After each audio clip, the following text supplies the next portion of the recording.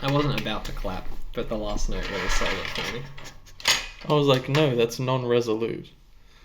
Let's make it less resolute. It's non-resolute. Yeah. Resolute. Isn't it? I'm pretty sure I've heard people say that. That's when like the note finishes and it's It's the president's desk is what it is. resolute. What are you talking about? The Resolute twins from Mate, I have no idea. National Treasure. I'm cutting all of this. Cutting all of this. I don't know what any of that is. You seen National Treasure with Nicolas Cage? Yeah, bro, but I don't know what you're talking about. I give up. There's a part in the plot of National Treasure 1 or 2, I've forgotten now, where they have the Resolute twins, Right. which is like code for like the desks, the 2 desks that were cut from the timbers of like some ship or some shit. They're Gotcha. called Resolute twins. Is like referred to them as like a code in National Treasure. Look, I've seen National Treasure too many times. It's always good when you explain the joke. It is. Well, it wasn't even a joke. No. This is embarrassing. I give up on this one. You're right. I just like it because of that scene where Nicolas Cage throws a tantrum to get arrested, where he talks about coconuts. Yeah, right. Some people will know what I'm talking about. I haven't seen that clip either, Okay. but it sounds fucking... Now, transition me nuts. out of the worst podcast introduction so far. Okay, so speaking of National Treasure, which is a movie, Yeah. we're going to talk about writing in films. True. How was That that? is a film that was written. That was one of the films That's true. It was one of the ever films. made. Yeah, it's truly one of the films. Speaking about Nicolas Cage, Mm. we were talking a little earlier about actors off camera, Oh, love it. and I said we should press record because that's free content. Yeah, love it. This is the Calligram podcast, by the way. Yeah, hey, how's it going? My name's Izac. This is Isac's voice. This is Noah. Hi, I'm Noah. Sometimes I'm Izac, and We forget. yeah, We've actually become one being, like a chimera.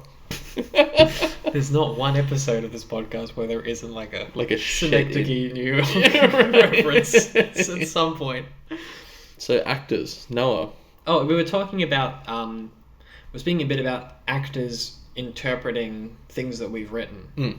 and having problems surrounding this, because I mean, I don't know about you, even if I write something that contains surrealist stuff, or not, at least not like centered in reality, I still try and make it so that the way in which the characters behave, most of the time at least, unless I'm trying to make them act like they're in a dream, like on some Eraserhead or Blue Velvet type thing, where sometimes you want a performance that isn't based in total realism.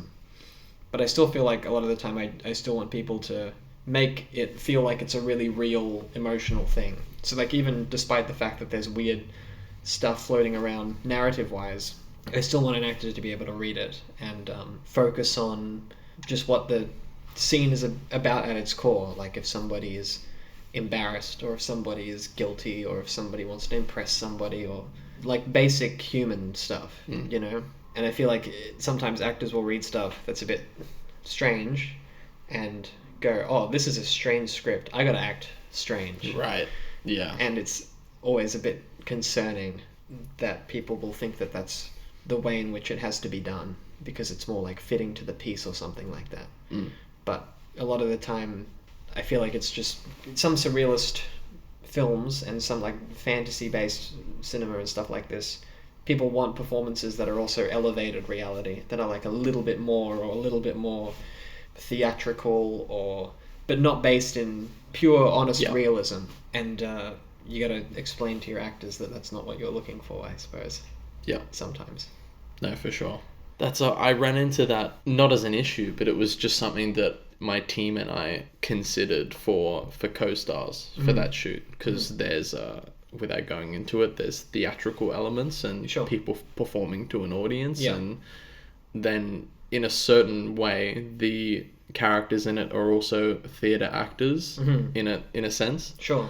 And we had to dial in what level of performance we're going to give, because there's also surreal elements in the film, in terms of like, is it big? Like, okay, how big? And is it weird? Okay, what do you mean by weird? Sure. Like, is this which weird are we going? Is it weird, silent, uncomfortable? Is it doing a lot?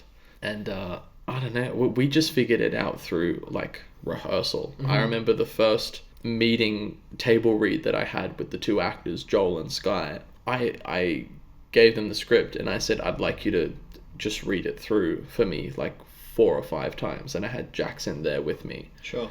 And I'm not gonna give any. I might be like, can you do this one slower or like faster? Sure. And that was it. Technical based direction. Purely technical, because I wanted to find out if there were things with the tone as well that I hadn't considered that were really interesting. Yeah. And I felt like on Flesh and Ivory, it's something that I totally didn't do. I remember going into it being like, this is how it should be. Mm-hmm. And there's that... And then your actors can't bring any ideas. Yeah, exactly. Totally. Yeah. And I don't know who said it. You'll probably remember. I think it was like... it might have been PTA. Where he said, as soon as you direct your actors that way that they've had in their head that they wanted to do it, you're never going to see. Yeah. It'll disappear. PTA. It might have been PTA or Phil, potentially. I don't know. Yeah. I wish I could credit them. It's just a great idea. Mm-hmm. But I was really curious about that. And Joel and Sky fought me on it a little bit at the time because they said, well, can you give us some sort of... direction? Yeah, and they'll like, do these characters have a history? Mm-hmm. Is this them meeting the first time? Like, I got a couple of different questions like that, and I said, I don't know. Let's just... which was fun for me, because I could say, well, I just got sick sense of humor. Like, I could see it was annoying them a little bit. Yeah. But I knew the benefits of what I was doing, so it's like, it's not needless. I'm not pulling a prank on them by doing this. Yeah. But, that was an interesting exercise, and there were a couple of things that I found that I hadn't really considered in the story. Not story elements, but just ways that lines can be taken and received and then, spat back in the next, in whoever the opposing actor's line is. Yeah. And then from there, I took, like, all of the suggestions, more or less, and went, like, okay, can I now, like, take this part and bring this way and make this line, like, a bit less? Because I feel like this is more so the intent. Sure. But it was all from the basis of, like, the information that they gave me through their first 5, like, run-throughs. And then, obviously, I would still see new things each time, gradually. But I'm so glad that I did that initially. Also, because I haven't actually done something that had this tone. So that was nice for me to have a little cop-out as a director and just be like, okay, well... let's see what we're working with here. Sure. Because I don't actually, not to say I don't know how to build it from the ground up, but like, I'd like to do it as a team because I would feel more confident that we build it up from the ground as a team than me do it myself, never having done a film like this. Right. When you were writing that scene, well, I say scene because it's one scene. Yeah. When you were writing that, did you have like an idea of the way in which the lines would be said? Absolutely. Yeah. Yeah. And then when the actors started doing it, did any of that line up with some? Okay. Some. Well, it's tough because the general vibe of the conversation is still we're in an argument. Sure. So there's elements where it's like, okay, you guys have a certain disdain for each other. Right. Yeah. And that felt pretty consistent. It was just like how much disdain was, and like, okay, if we're the thing that was kind of interesting was in the eye contact scene, because that's really, even in the script, it's just they look at each other in the eyes for several moments, and then they look away from each other. That's how it's written in the script, more or less. Right. So there's a whole world of like ambiguity for the actor. It's like, what are we doing when we look at each other in the eyes? Sure. And I wanted to see with them playing through the lines, arguing with each other, having like little moments where they kind of hear each other out, but then argue again, and see where that brought them before they went into the eye contact scene. Just to see what felt logical for them as well. Right. Because, to be honest, I didn't actually really know. I knew that it might be a little bit sad and uncomfortable. Yep. I knew that would be the case because they've been talking the whole time. To suddenly just be silent. But I didn't really know what they were going to do. Right. And Joel and Sky brought something to the table, Yep. and it was interesting, Yep. and it was cool to work with, and Yep. it was the easiest thing to shoot ever. It's just like look down the lens for Yep. several moments, and Right. I'm just gonna say things to you behind the camera because we're not recording audio, and Mm-hmm. try this, put your hand like this, and it was fun. Cool. I enjoyed it. Yeah. So I was on this set, but Yeah. I wasn't really able to pay too much Yeah, attention to what was unfortunately, happening because I was away at a split some 10 meters away from what was happening. Yeah. So I don't know the answer to this, which is why I'm asking it. Yeah. Which is like the way in which you shot it. It wasn't like one whole oneer, for example. Yeah, So like the of course. emotional energy maybe communicated in the start of a take didn't directly. It might have affected over the length of the shoot what was going to happen at the end, but Yes. maybe not directly.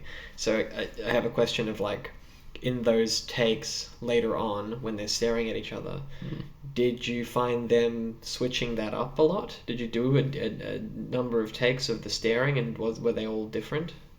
The takes with the staring were generally pretty consistent at Yeah. that point on the day. Sure. When we finally got to that point, Right. because I was trying something with focal lengths Okay. with the lens, where I knew that if I was going to cut between these focal lengths, I wanted a certain level of consistency. Like I couldn't cut to the next focal length Right. that's perceivably in the same shot and have them have a totally different expression. And we were also running out of time on the shot list, so I couldn't do like 3 different variations across 3 different focal lengths Right. and run like 9 Gotcha. approaches because it was gonna take up too much time. Gotcha. But the direction on the day was just more or less. Yeah. That's what it Yeah. came to. Well, that's usually kind of good direction. Kind of, yeah. And Joel and Sky got what I meant. Yeah. Which was okay, nice. Awesome. That's the main thing. And yeah, like it was less, and Sky was just muted and focused and pretty uncomfortable, and then she would look away at the end of the shot. And then it was more was Sky would be kind enough to have some tears in her eyes for me, and like I guess like it was just more visible that she was upset. And that tended to be the thing that we kept coming back to, was that it seemed to be to Joel and Sky a really sad moment. Right. And that helped me a lot in the edit, to be honest, because in the writing process, that look was a big question mark. Sure. And I was like, I'd love to see what actually gets put in here. Yeah. And then I ended up changing things in the edit based on the kind of responses that Joel and Sky gave in that point to build up and make that make sense. Right. Which was interesting. Yep. Took a lot of time Yeah. to edit that and Yeah. make it make sense, but we got there. Yeah, I gotcha. Cool. That makes sense. Yeah. With Bloom, I don't know how much you want to talk about. If it's a spoiler, we'll chop it. Sweet, okay. So there's... how the fuck do I phrase this? I really want to hear this answer. There's scenes where you have a central character, and how the fuck do I phrase this so we can't cut it? This is I guarantee you're gonna want to cut this. You have a central character Yeah. who goes through different phases in the story, I think I can say. It's good vague. Good vague enough. Vague answer. Okay. How did you and Jack work through navigating the different forms for Tom and the way that he is? Oh, we didn't. I mean, I didn't do it. It was all Jack. Yeah, pretty doing much. his research, right? Well, there you go. Well, I didn't direct him at all. Well, not really. I directed him very little. Yeah, because I know you were quite. It was pretty much more or less as well on the day. Yeah. With your direction. Pretty much just take it down a little bit, or like, I think a lot of it was just like trying to get him to. I don't know. Sometimes it's just like, for me, it's just like running takes. Yeah, right. And then eventually people... And just watching... People either like relax or get into the groove of it. Yeah. Like I feel like, honestly, if I just roll enough, they get it. And a lot of the time it's just like being in the zone of doing it. Like I don't really know how to like compare this or anything, but like in high school, sometimes I would play music with the other music kids like downstairs and whatnot, and we would just rehearse. And you can even do this when you're like rehearsing by yourself and like playing music. Sometimes you will rehearse a song and like 3-4 times into it, it's just not, you restart the song, like from after the first verse, you're done falling for a little while, you're like, fuck, it's just not right. And you just do it a few more times, and eventually you just hit the right one. There's nothing to it. It's just like feeling it out until you get into the headspace, because there's like too many things going on in your head, or you're stressed, or you're tired, or you're whatever. Eventually you just feel it out and find it. And that was sort of what happened. I didn't really tell him to do anything a different way. There's one part of the film where there's like, he's decidedly different in one scene than other scenes, or at least I hoped he would be that way. And Jack basically just said to me, like, by the way, I'm going to do this differently than the rest of the film. Yeah, right. And I was like, oh, great, good, And then he showed up on set and did it that way. And I was like, holy shit. Like, he had it, it wasn't even, he's clearly different, but it was clearly different in such a way that was really subtle. And like, meeting the guy on the street 2 different ways, you'd be like, that's a different person. And I was like, perfect. But I didn't do any of that. It was all his work. I mean, it's written differently. I was about to say, what did you do in the writing too? They're just different. Like, I guess in that scene, he's talking to people he knows. Yeah. So he's obviously going to behave differently. That's one of the things. He's like cracking jokes and stuff, which he doesn't crack a joke for the whole film, apart from there. Yeah, right. So he's just going to naturally be different. He's dealing with somebody who he can annoy, and if he does, it's like the same way that you would like annoy your friends for fun. And so it's not like such a big deal. It's just, a lot of it is that people act differently around people, but it was also that everything just, to me, feels like a circumstance and like how people are. And I've said this before, I think, on this podcast, but when you cast somebody for a movie, you're pretty much just casting the actor. And then like when they play different roles or different parts or whatever, they're just playing different parts of themselves. And sure, some Jack in Bloom getting angry might be different to how Jack gets angry in another person's film, dependent upon how that film is. But there's still going to be a bit of an overlap, because it's Jack getting angry. Yeah, right. And he's just going to have natural mannerisms or natural whatever that's going to line up some way. I think people have made like compilations of Harrison Ford getting angry in films, and like every time he does it, he like points his finger. And it's obviously not in a script, or it might be, but like it's in every scene. So it's natural. Because he just does it. He must just do it, and nobody's pulled him up on it because nobody has, I guess, watched his whatever. But it's not a problem that he does it. So yeah, no, I didn't direct him at all. It was just the script, I feel. I just gave him the script, and he was like, I'm going to do it this way. And I was like, yep. There's a few times on set where I was just like, can you not do it like that? Can you do it like this instead, or whatever? And he just did that instead. But most of the script, like 90% of it, I was very happy with what he did. I didn't really push him one way or the other. Sick. Oh, that's awesome. Yeah. So with Claire's character, Claire has different forms as well. Did you take the same approach with Claire, more or less? We didn't really talk. Yeah.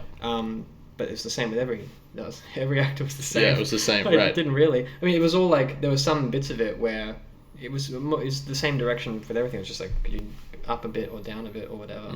She put what she thought was right into it, and she was right. So it didn't matter. That's great. Yeah, it wasn't... I'm also not so like picky about how... I know someone's going to interpret a character a certain way. I don't know which way they're going to do it, but I know they're going to have their own take on it. So I think it's a bit like difficult to be married to your perception of how you want somebody to play something. Like, everybody who comes into an audition room and plays a character a certain way, it's going to be slightly different, I like the ones that play it more uniquely their way, and not like how somebody else has played it. But that doesn't mean going bigger. Sometimes that just means like more sincerity or something like that. No, I didn't really direct Claire. I don't think I can take credit for like any sort of way in which she played a scene. Same with Joel, same with Taylor, really. I really don't think so. It's mostly just like, feel free to get more angry, or up 10%, down 20%. I sometimes told people to speak quieter, or to take their time between like words and stuff like this. Like, because sometimes it felt like scenes were being a little bit rushed, and I felt like I would need to say something like, think about that person's response for a little bit before you go straight into the next line. Because I feel like if you run dialogue enough, sometimes it ends up just being a very like reactionary, like back and forth type thing, and people sometimes forget to take pauses. I think maybe I would have said to, I think I said to Claire and to Jack and to Taylor at some points that they needed to wait a little bit between what somebody else had said. But I think that was really it. I really didn't tell them to do anything. That's fantastic. Not that I remember. I just ran a lot of takes, Mm. and eventually it was just like one that really felt like it worked. Repetition, sometimes people just get in the groove of it eventually. That's really it. Mm-hmm. That's so cool. Because you seem like, I've seen you direct on set sometimes. Yeah. And you do a lot of like talking about like what the person's feeling and what the backstory is of this Yeah. and that sort of thing. I have never done any of that, but it's interesting. Yeah. So, yeah. At like why I kind of do that. Yeah. Well, a lot of the time as well, with at least because this is my second time working with Joel and Sky, they'll ask me like questions. Yeah. Usually, Yeah. and it's not just, how was that? Did you like that? Sure. It's, did you want me, like, I feel like I was quite angry there. Did you want Sure. like a little less? Yeah. Or something like that. And sometimes I'll just give suggestions as well, unprompted. Sure. But I don't know. I feel like at a certain point I can give more or less. Mm-hmm.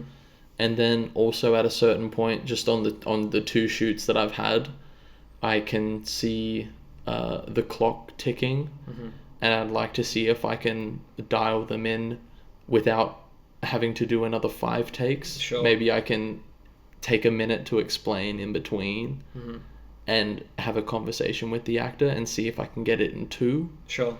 Which seems to help. Well, I know like Joel. Well, I mean Joel's great. Just as someone, I just pick him because you and I have both worked with Joel as a director. Yeah. Joel responds well to less, and then Joel, if you ask him to do something specific, like on the day, Yep. he can also do that. Yep.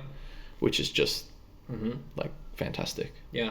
I know that when I was directing him in that scene in Bloom, he added some things that I guess weren't in the script, where he would like the little bits of ad-lib, like he just changed a line a little bit, and a lot of the little changes that he made to the lines were like really good, but I mostly just loved how reactionary he was. Like anytime he was like, somebody said something about him in the scene, he would have like a great reaction to it, and he even like improv to sort of look off at the end of his scene. Oh yeah. Or like he must have thought about it obviously and been like, oh, this feels like the right thing to do here, and it was great. I loved it. Joel did this thing as well. He like there's a piece of information that Taylor's character reveals about Joel. Yeah. And Joel's response to that on his face is so good. Yeah. And then Jack, it gives Jack as Jack pointing out how Joel has reacted. Yeah. You can tell he's like totally feeding off the energy too. You just feel bad for Joel. Yeah, it's awesome. It's really lovely. I love Joel. I'm not trying to say my film's awesome. I'm trying to say Joel's fantastic. Yeah, no, absolutely. And he's just like, he's responds well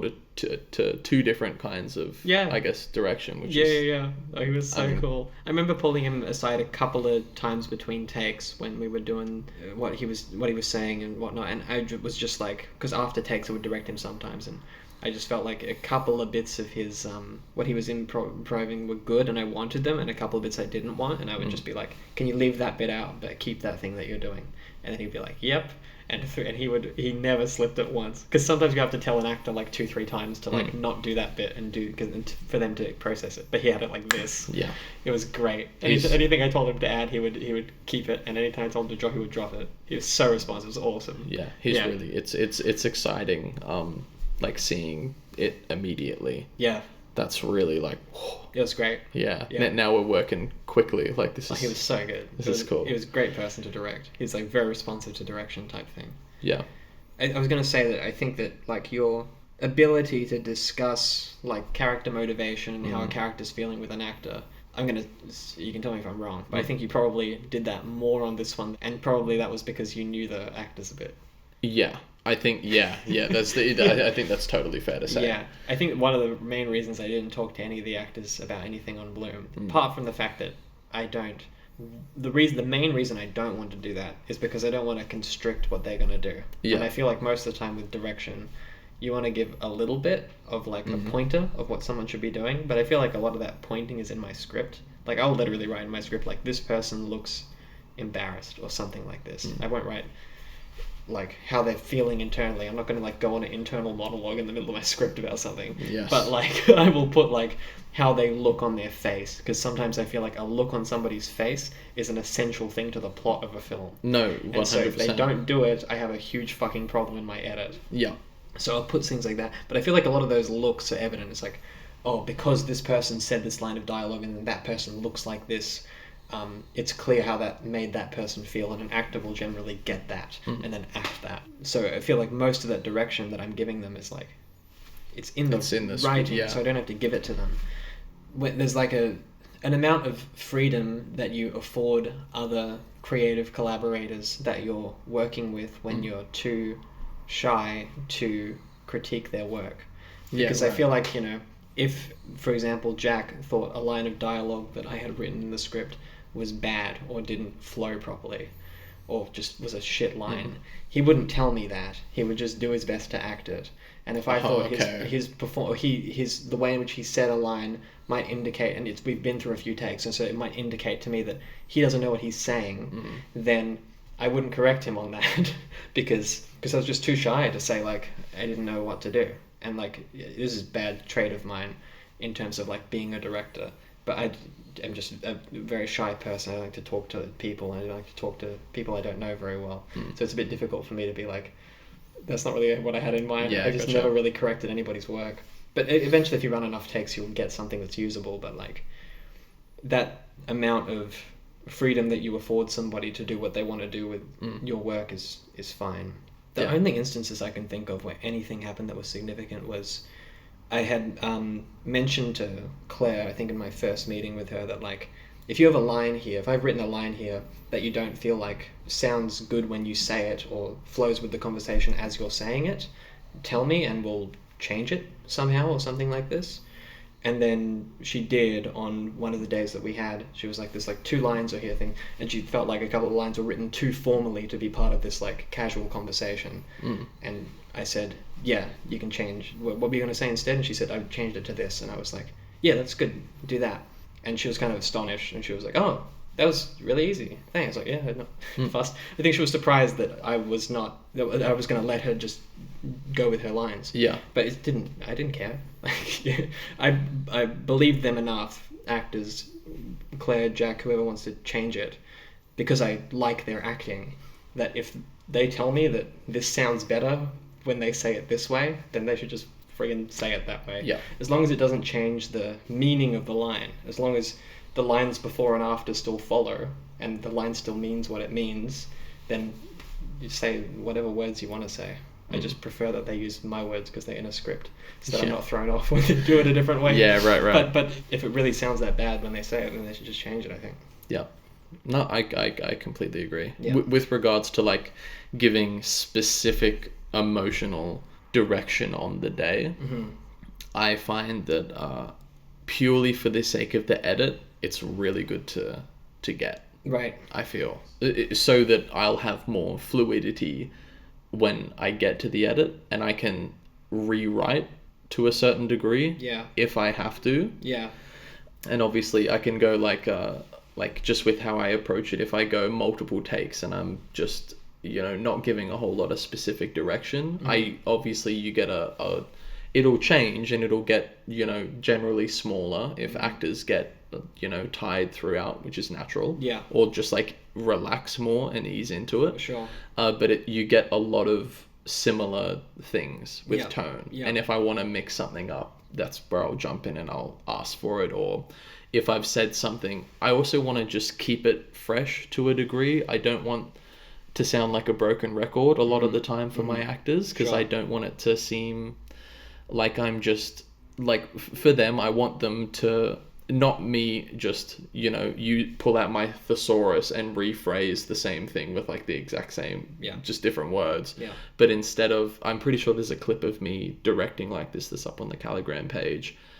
In one scene, one time I'm directing Joel or Sky's single, and I said, can you guys, when you get to this part of the conversation, can you slow down a bit? And I said something like, feel the punches that you're throwing a bit more, because they're insulting each other. Right. And I said, then that's why you slow it down. And then can you start to speed it back up a little bit around here? Obviously, that's a bit of that is just like faster, slower, you know, like a bad director. There's the whole like faster, more intense idea. Yeah. But I just knew that I really wanted to place significance on these couple of lines. Sure. So you must have not have felt, or you must have felt like you weren't getting enough of like a reaction from each other. yeah, from a certain line Yeah. that I just felt on the day after watching in rehearsal and watching things. There's obviously a matter of like rewriting when you're directing, and I will change my mind as well on the day, which is when you have to jump in for me with specific Sure. like direction. Yeah. And I'll have enough rehearsal with the actors, and they'll like you were saying, they'll suggest things like, this line doesn't really sound natural, I don't really know what this means, and we'll cut it or we'll change it or we'll do things like that. Yeah. And with co-stars, we obviously started by me just dry running it with the actors and not giving any direction whatsoever. And then Gotcha. I openly asked Joel and Sky, I said, what do you think is like going on here? What do you think this is all about? And I would get their ideas and we would discuss them, and then we would implement some sort of idea, just because there's a lot of ambiguity in Right. co-stars, and I'd be like, what, like, can we talk as a group about what makes sense here? Like, I've got my ideas, and like maybe we'll just go with my ideas, but I want to hear what we all bring to the table, and then we can figure something out. Sure. And once we've done that, like, I feel like there's a certain level of comfortability, at least with like Joel and Sky, that I've found, where they'll be honest with me or be like, I feel like I'm being ridiculous in this section. That was something that Joel said a couple of times, because I asked him to go, like, I think I was like, can you give me like 9 out of 10 energy here? And I said, can you be ultra like flamboyant in this part? Because I said, I just want to see if this beginning of this scene, if there is any comedy beats that I'm missing the opportunity to like exploit because of the format that we've set out here. Sure. And Joel, he finished a take, I can probably cut this in here, and he looked over to me and he was like, fuck, I felt like such a wanker doing that. And same with Sky. Sky was like, my God, I felt like such a bitch. Like, because her character's so mean to Joel. Yeah. And when you watch those back in the edit, you're like, that's too much. Yeah, some of them, Okay. yeah. And I didn't end up using a lot of them. Okay. Truth be told, a lot of the stuff that I ended up using in the edit is takes 1 to 3. Right. Which was interesting, because I gave all this specific direction takes 3 to 8, 3 to 7, and you were like, I didn't use use a lick of it. There you go. Didn't use a lick of it. Yeah. And credit to Joel and Sky. Yeah. Like, first take on the day, there's no direction. Cool. And often with second take too. Nice. And so, you know, maybe I'm not that good of a director. Maybe they just understood the assignment. You know what I mean? Sure. So, like, yeah, it was glad it worked out in the end. Yeah. At least getting variety for the edit. That made me sleep better at night, knowing that if anything doesn't work out, I can, like, that's interesting. surely figure something out. That's really interesting that you go with that sort of approach. With variety. Yeah. Yeah. If I feel like I've already gotten a version, which I would get in those first 1 to 4. Yeah. If I feel like I've already gotten the version that makes sense, I was like, well, this whole film is 11 shots. Like, I want to fucking see the different versions of how this can be done, and like see if this makes sense or gives us ideas or something. So do it like this. Like, Joel be flamboyant, Sky be absolutely scathing, you know? That's interesting. Yeah. I've never taken that approach to it, but like, that's an interesting, that feels to me like it's almost like directing a comedy where you just want people to like go. Yeah, I hadn't tried that before, and I was like, no, I think I'm gonna try this time. This cool. could be fun. Yeah, I always feel like I don't really know what the aim is, but I know it's like you know when you see it sort of thing, with you. Yeah. And you know it when it's wrong. You really know when it's wrong. Yeah. And like, so I feel like I'm just more sort of moving away from something rather than moving towards something. Yeah, gotcha. I saw this good, you know, there's like masterclass things where those directors sit and talk about things. I've never really had any interest in those, except for the one that David Lynch did. Yeah. Because I thought it'd be really funny. It was really funny. It was also excellent. He's just one of the best people to He just listen is. to. He's just great. ever. I listened to him forever. But I love that he did say some like really great stuff in that. That's just like funny stuff. He's like, you're never gonna get anywhere with an actor if you're like, you dickhead. You. That's the He's right. stupidest thing you could have done there. Yeah. And like there's great clips of that. But he said, when you direct actors, it's always the same thing. He loves to say in interviews. If you watch if you're well versed in David Lynch, you'll know the phrase. And they always say, and he just says the same thing again. He's like got his like directing, writing, everything down to like such a T that no matter what weird phrase some journalist hits him with, he'll just go, and I always say, and he'll revert back, and it's great. He's like got everything worked out. Yeah. but he said when he was directing, he's like, it's always the same thing. He says, I'm gonna stop my impression, just say what he said now. He says, it's always the same thing. It's either that's great, it's very close, or we got a lot of work to do. Yeah, right. And the other thing that he said was like, it doesn't matter where you start with a performance because you're always working towards the same point. It's not a linear progression. And I always thought about that for whatever reason in my head as like, imagine you got like a target or like a dartboard. So it doesn't, and you're aiming for the center. But in this example, you don't know where the fucking center is. But the performance can be anywhere, like this close to it, this close to it. And it could be up here, like could be way too much or way too little or way too sad or way too happy, anywhere on the thing that you like. But what you're trying to do is get it there. So no matter where it starts, closer, further away, whatever, you're trying to push it towards that central point. So when I'm directing something, anybody in a scene, I'm trying to make it move closer there, as opposed to like pick a point and like have more of like an option and an edit. I'm not like looking for an option. I'm looking for like, that's the one I want to use, sort of a thing, as opposed to like, I want options. I don't really want options. I sort of know what the scene is, and I sort of want it to be really, really honest and real. It's the main thing. Is like, is it real? Well, the first thing is it accurate? Does it say what you want it to say? And I think like when I write a scene, I know what I want the intent of the scene to be.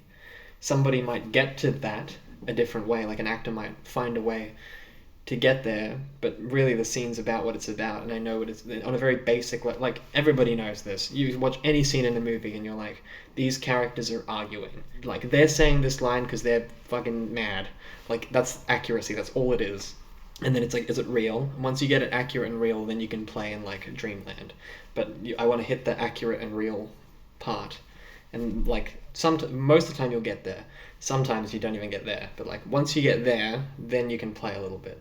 But until I feel like I've really got that down straight, I don't like to play around with options. Yeah, I want to get it there. I completely agree. Yeah. And I was sometimes 10 takes in before I felt like I was really there. And then you're like, okay, now I have what I need to edit the film together. You know what I mean? Yeah. So I'm not an options-based director. Right. Let's get to the point sort of thing more. Yeah. Yeah. Not very fair. Well, yeah. As I was saying, like, I'd like to get to the one that I know makes sense and I use, and then afterwards we can play a little bit. Okay. And it also, I find like, at least just within my experience directing Joel and Sky, when we can do some silly ones, let's say, like let's do a silly let's one. just go weird. Yeah. Let's really experiment. Yeah. They all, just because we all get to have a little bit of a laugh as well, and like I know Joel and Sky would always see me smiling so much when I see them really go for it, because it's just interesting, and I just don't know what they're gonna do. Sure. We all relax a bit, as well, Yeah. which was key, for that film. Yeah. So that worked out nicely as well. Yeah, no, that's an I like that analogy with the dartboard. It's true, and it's like every time you like throw. It tells you like how far and if it's a miss. Well, yeah, you kind of know, like, yeah. I feel like if I'm directing it, most of the time what happens, because my actors are really good, is that as I'm directing it, you just pick a set of words that you think will get you closer to where you want to go. And then take two's a bit better than take one, and take whatever. And I generally see a progression in my takes while I'm like going through the takes and figuring out which lines I want to take out, that generally most of the best lines will fall within the same take. I can usually draw a graph. It's like 1, 2, 3, 4, 5, 6. So it's the best take, and then 7, 8. Like there's usually like it's getting better and like, which is interesting because it's not usually like take 1, great, take 2, 3, 4, 5 in terms of like quality. You know, it's not usually jumping, which means that we're progressing towards something, which is like a good thing to know. You know, and sometimes you suggest you use the wrong words, and then somebody does the wrong thing. And you're like, that was the wrong thing to say, and then you feel bad because you fucked the energy up. Totally, yeah. I saw this thing with Rick Rubin, where he was talking about producing an album, and I forget which album it was. Oh, so yeah, I feel bad about did this go up in our Instagram? No, this is different. This is a different clip? Yeah. He was talking to Lex Friedman, and it was on Lex's podcast, I think. I forget which album he was producing, but apparently there was like this golden take of this song, and he played, I think, the song or whatever on the podcast. It was like, wow, great, you know, good take, and it was a one take song, so they didn't like comp vocals. That was the take, and apparently everybody, the band, was thrilled at that take. So they got out of the booth and they all like celebrated, and Rick Rubin was like, come on, let's go do another one, and he didn't want to change the energy in the room, and all the band members were like kind of offended, and they were like, did you not just hear what he did? Like, he was so good. And then they went out and like there was like an argument, and they went out for like 20 minutes and I guess had a scuffle, and like, does this guy not know what it's you know. And Rick's reasoning, he said, was like, sometimes you'll get in like a pocket of energy that is correct, and the energy within the space will never be achievable again. It's the best take you're ever going to get, and if you can stay within that pocket and that's the correct energy, you might be able to record another 3, 4, 5 tracks for the album while you're in that pocket, because everybody's in the right headspace and everything sounds right and they're doing the best performance they can. So let's not like jeopardize this energy by bringing in a bunch of excitement about it, or bringing in because it's a fragile thing. And so I feel that way sometimes with actors, where I don't want to work with actors who want to disrupt that, because generally if it's going really well, I don't want to come in with a whole bunch of praise or non-praise. It's just like, let's keep the energy in the room the same. Like, you might have just done an excellent take. I'm not about to really be like, that was fucking amazing, you nailed it, blah blah, and like go all hype, and inside I'm gonna be like, let's go again, you know. No, I don't want to disrupt the thing in the room, because if you disrupt it, it gets worse. You would hope that actors would be able to understand that they're in a pocket, and I'm not about to disrupt the pocket for the sake of applauding them. I'll applaud them after we finished our 10 takes in an hour. It's like, you were excellent in that, like, you're amazing. But right after they've done it or something like that, it's like not always a great point to be excited. It's like you want to be excited at the end of it. I heard Denis Villeneuve tell a story about working with Hugh Jackman on Prisoners. Do you know what the story is? No, which one? Is he talking about the rage scene with the hammer? I think so. Yeah. I think that was the scene. But and Hugh was talking about it, I think, and he was like, he felt like he did a really awesome take. Like, that was the one. Yeah. And then apparently Denis was like, no, do it again. There's more. And he was right. And then Hugh did it again. It was even better that time around. And so, like, I think Hugh was saying, like, didn't he just see what I did or something like that? It's like, sometimes it can get better. Yeah. And the other thing about it is that sometimes you actually need to run it till it gets worse to know what the peak was. Yeah, no, for sure. You need to go past the point of where it was at its most brilliant in order to get it better. Unless someone's completely exhausted. But, like, generally speaking, it's not a bad idea to go past the point of no return so it goes bad again. It's like, okay, now I know for sure that was as good as it was ever going to get. You know what I mean? Sometimes there's more in the tank, and you won't know unless you try. So it's like, let's try at least. That's really cool. Yeah, no, that's, well, I mean, it makes sense. Do you get worried that you're gonna burn out the actors if you're pushing them to the end for every take? Yeah, especially if it's a long day. Yeah. Sometimes it is just like, I get worried about that. Look, man, I don't have enough money to shoot. If I had more money, this film would be better. Yeah. Because I could afford to burn people out every day. Yeah. But sometimes you have to move on.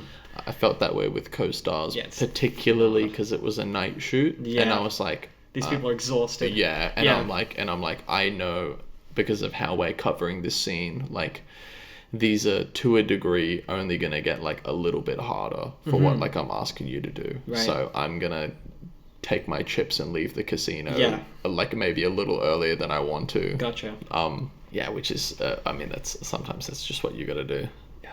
I love that. God, that rage scene is so amazing in Prisoners. Yeah, He awesome. wasn't meant to put the hammer through the wall. Oh, I didn't know. That was a complete shock to Paul Dano, Damn. apparently. And he slid down the wall. It's not planned either, because he was like, holy fuck, this hammer just got put through the wall, like, right next to my head. And apparently, that was just his response, was to slide, because he was burnt out, and then it would have been so loud as well. Yeah, right. Yeah. Far out. Let's go. Yeah, crazy, hey. Beautiful scene. Everyone in that scene is amazing. Yeah. What's his name? The Pythagoras dude. I can't say that. The Pythagoras dude. You know what I'm talking about. He talked about Pythagoras' theorem on the red carpet. He's in that scene. He's the guy holding Paul Dano. No, there's the dad of the other kid who got kidnapped. Oh, yeah. Him, Terrence Howard, I That's his think. name? Terrence Howard, yeah. Oh, he's the guy on the red carpet who said that crazy who was shit. like, Pythagoras' theorem, you know what I mean? It's all connected. Oh, yeah, he has I that remember that. comment. Yeah. Yeah. I don't know. That's I don't an know if old- we can cut that in. Old interview clip. But that's some crazy shit, that Yeah. interview. Anyway, he's amazing too. His reaction to Hugh is so great. Yeah. And you can really see the point where he's like, I remember both of them being fuck there. this, I'm Like, not coming back He here. takes that guy Yeah. takes his wife there, and I remember they're watching that like cage he set up in the bathtub, and they're like crying or some and shit they're like, about fuck it. this shit. I don't want to do this anymore. Yeah. And What a great movie. It's like a real point for Terrence, where he's like, no, we got to like call the police and let them know that we've been torturing this guy or something. Like, and you can see it all on his face all at the same time. It's awesome. The makeup as well for we want to have some prosthetic makeup for some bruising and stuff for Taylor for Bleeder. Yeah. And some of the best facial injury makeup is Prisoners It's fantastic. with Dano. Yeah. Oh my god, so painful the first time I watched it. Yeah. You feel like your like skin is on fire looking at him, because you know that it's just raw and pink, and obviously I don't want to spoil shit about Prisoners anyway. They've been giving him a bit of a hard time, to put it lightly. Yeah. With the speakers, since we're talking about Denis, there's that. This is a spoiler for Enemy. Fuck it. Spoiler for Enemy. Don't spoil Enemy. It's so good. Okay, we're spoiling We're Enemy. spoiling. Please don't. Like One of the we're very best yeah. Denis Villeneuve films. We're at the end of the episode. Okay, we're probably going to talk about this and then wrap it up. Yeah. Okay. If you haven't seen Enemy, guys, thanks for listening. Yeah. We're just going to talk about Enemy for like 5 minutes. Yeah. Please watch it. Yeah. It's so good. This is also a movie where if you spoil it, you know. It's what are you doing? Yeah. Yeah. Just watch the movie. It's Please. so good. It's great. I wonder what it says in the script for Gyllenhaal's expression on his face for the final At the very shot. end. You know, I have never read the script. Neither have I, but I wrote something down once in my phone because Yeah. I was like amazed at this, where I was just like, imagine writing a film with as complicated of a plot as that, where like the whole point of the film rests on the facial expression of an actor Yeah. being executed properly, because what his expression at the end is actually like the point of the film, or like Yeah. links without that shot of him reacting the way that he did at the end with no words, just how he looks on his face. The spiders don't make any sense. No, that's the whole point. Yeah. Which is like the ballsiest shit ever. It's an absolutely genius film. It's that Attack of the 50-Foot Women helps you get there a little bit. No, but his like whole face of like this again. Yeah. Like I'm back here again. Like it's.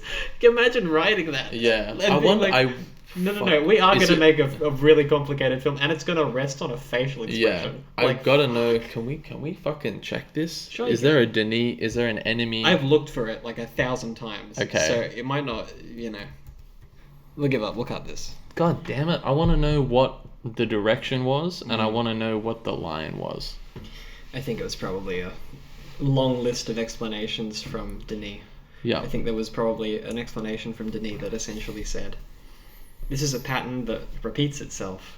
throughout history, which is something that he teaches in his class. Yeah. But that's what it is. It's like you're here again. You've been here before. You're repeating the same horrible behavior that you've repeated again, and now she's scared of you, and you feel guilt and shame and bad about it. But you know that nothing's changed. It's like an acceptance look. Yeah. But that's a conversation, and then eventually an actor will, if a good one, will have that all sink in and do that. Like Gyllenhaal, luckily. He's fucking awesome. Yeah, he's great. He's great. So this is writing in brackets, directing, just a little bit, mostly. Thank you for listening, and stay tuned. We've got more coming 2 weeks away. Cool. See you guys. See ya. Bye.